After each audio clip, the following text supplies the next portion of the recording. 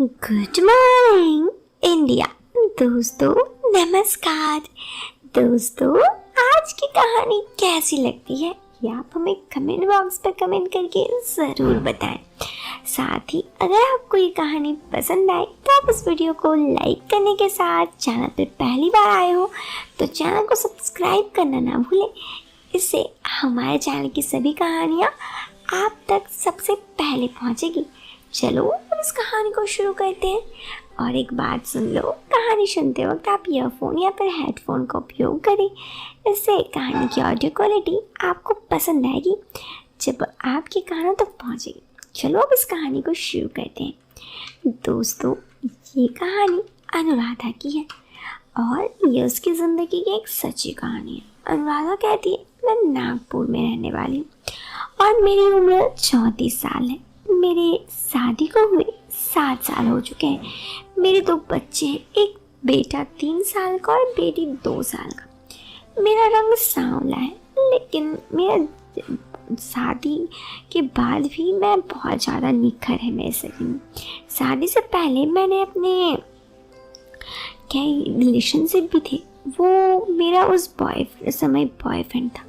उसके बाद तो सिर्फ हस्बैंड के साथ ही मेरा रिश्ता है।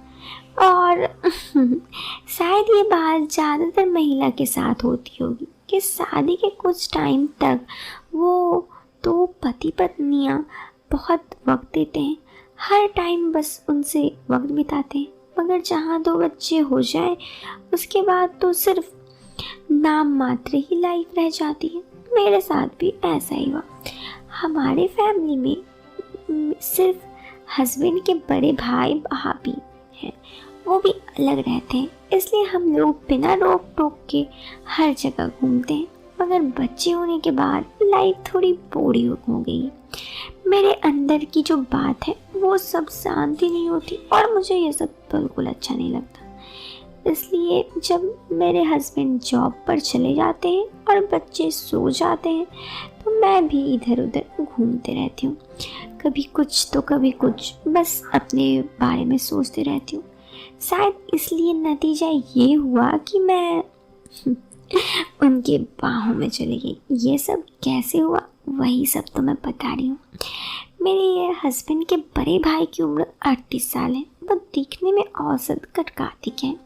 उनका पेट हल्का सा निकला हुआ है। उनकी खासियत यह है कि वो किसी को भी अपने बातों से फंसा लेते हैं। शायद इसलिए उनके बाहर इतने चक्कर चल रहे होते हैं। मैं उन्हें भाई साहब बोलती हूँ। ये बात 1 साल पहले की है। भाई साहब का डिवोर्स हो रहा था, जिस कारण भाई साहब बाहर मुंह मारा करते, जिसका पता उनकी वाइफ को पता चल गया था। मेरी जेठानी स्वभाव की बहुत अच्छी थी। उन्होंने भाई साहब को पहले भी कई बार पकड़ा था मगर अपने बच्चों के खातिर माफ़ कर दिया। लेकिन जब भाई साहब अपनी हरकतों से बाज नहीं आए तो उन्होंने डाइवोर्स ले लिया। भाई साहब पर इस बात का कोई असर नहीं था, वो वैसे ही अय्यासी करते। एक रात मेरे पति के पास कॉल आया कि भाई साहब का एक्सीडेंट हो गया। मेरे पति और मैं बहुत डर गए। मेरे पति तुरंत हॉस्पिटल गए तो देखा कि भाई साहब के हाथ और पैर में प्लास्टर लगा हुआ था और सर पर पट्टी थी। 2 दिन के बाद भाई साहब को होश आया। तब पता चला कि भाई साहब की आंखें भी चली गई, उन्हें दिखाई नहीं दे रही। भाई साहब ये जानते ही रोने लगे। तब उन्हें मेरा हस्बैंड ने संभाला। 1 महीने बाद भाई साहब घर आ गए। कुछ छोटी मोटी चोटों में प्लास्टर अब भी थी। अब भाई साहब हमारे साथ ही रहने लगे। भाई साहब का सारा टाइम बस कमरे पे ही रहकर बीतने लगा। वो कमरे पे अकेले रोते रहते। मैं और मेरे हस्बैंड उनकी बहुत समझाते मगर आंखों की रोशनी जाने के बाद इतना गहरा था कि उन्हें संभालने में काफ़ी वक्त लग गया। फिर कुछ दिनों बाद भाई साहब ने सब कुछ ईश्वर की मर्जी मानकर खुद को समझा दिया। भाई साहब के एक्सीडेंट का असर मेरे लाइफ में ज़्यादा हो गया, जिस कारण ये था कि अब मेरे हस्बैंड को उनके हिस्से का काम करना पड़ता। हम दोनों की लाइफ में जरा भी वक्त नहीं मिल पाता। हमारे बीच रिश्ता 1-2 हफ्ते में एक बार ही हो पाता। भाई साहब पर मेरी नज़र तब पड़ी जब वो हर रोज़ मैं उनका कपड़े साफ करती और मैं उन्हें देखा था। मैं समझ तो गई थी कि भाई साहब क्या सोचते हैं। मैं कई बार उन्हें देखती और उनके बारे में सोचती, तो कई बार अपने आप को देखती।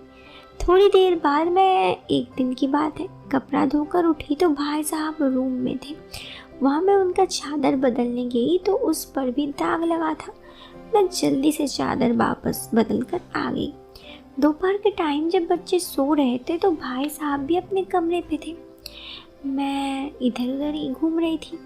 मुझे बार बार भाई साहब की दाग याद आ रही थी। मैं भी बस उनके बारे में ही सोच रही थी। मेरा मन भाई साहब के बारे में कुछ उलट पुलट आने लगा। मैंने खुद को दरवाजे के अंदर लॉक करके हल्के से घुमा और मैं अंदर घुस गई। मैंने देखा तो भाई साहब सो रहे थे। उस वक्त मैं उन्हें देख कर ही बस सोच रही थी।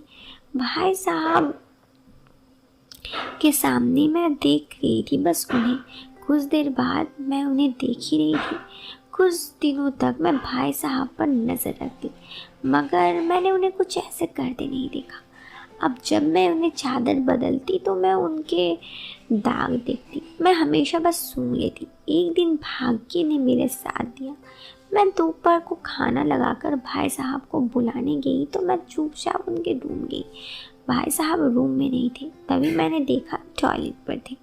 मैं घर में आकर अपने कमरे में टॉयलेट अटैच था। जब मैंने देखा तो भाई साहब को देखकर मैं थोड़ा सा ये हो गई। बस मैं उन्हें देख ही रही थी। थोड़ी देर बाद मैंने उन्हें सब कुछ नोट किया। एक दो पल बाद भाई साहब रूम में आ गए। मैं वहीं खड़ी थी। भाई साहब को शायद लगा कि मैं रूम में कोई है।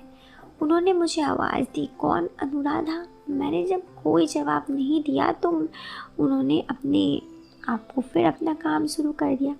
तभी भाई साहब ने मेरे बेटे को आवाज़ लगाया। मैं तुरंत दबे पाँव कुर्सी के पीछे छिप गई। मेरा बेटा अंदर आया और ताऊ जी को बाहर ले गया। भाई साहब बाहर जाते ही मैं वॉशरूम गई। मैंने सब कुछ देखा, साफ किया और आ गई।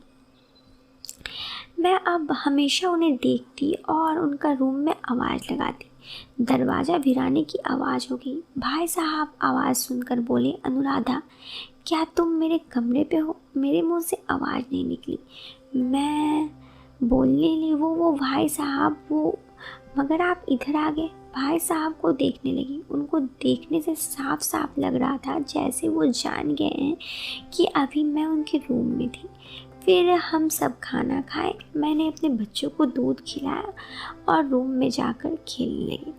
मेरे भाई साहब बोले, अनुराधा, मुझे कमरे में ले जाओ। मैं उनका हाथ पकड़कर कमरे में ले गई।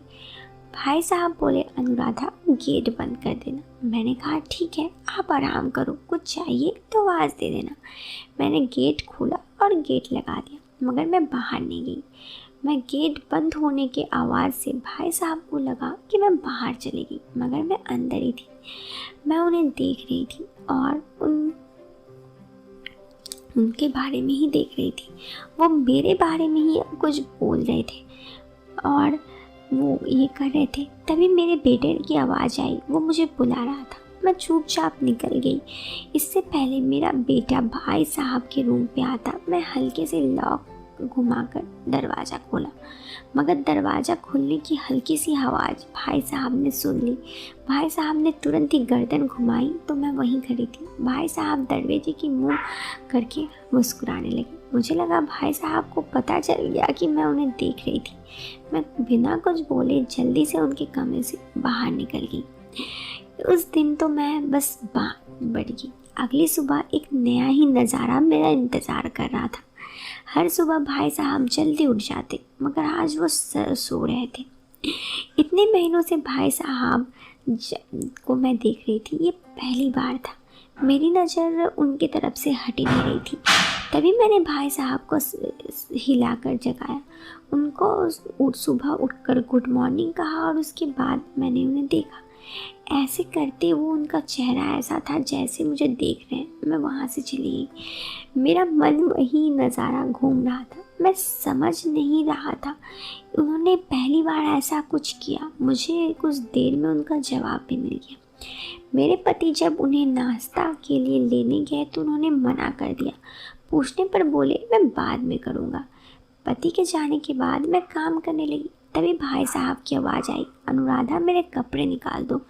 मैं तुरंत भाई साहब के कमरे पे गई। वो सिर्फ थे। उसके बाद उन्होंने कहा, अनुराधा मुझे पता है कि तुम मुझे देख रही थी, लेकिन वो चाहते थे, वो समझ रहे थे, मैं भी समझ रही थी, लेकिन मुझे ये एहसास था कि ये सब गलत है।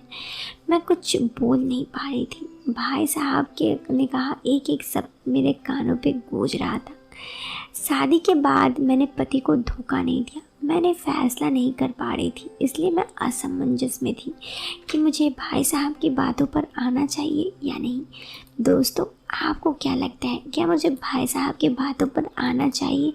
अपने जवाब कमेंट बॉक्स पर ज़रूर दें।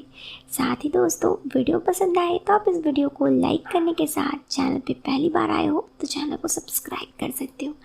मिलते हैं फिर एक नए वीडियो में एक नए और इंटरेस्टिंग टॉपिक के साथ।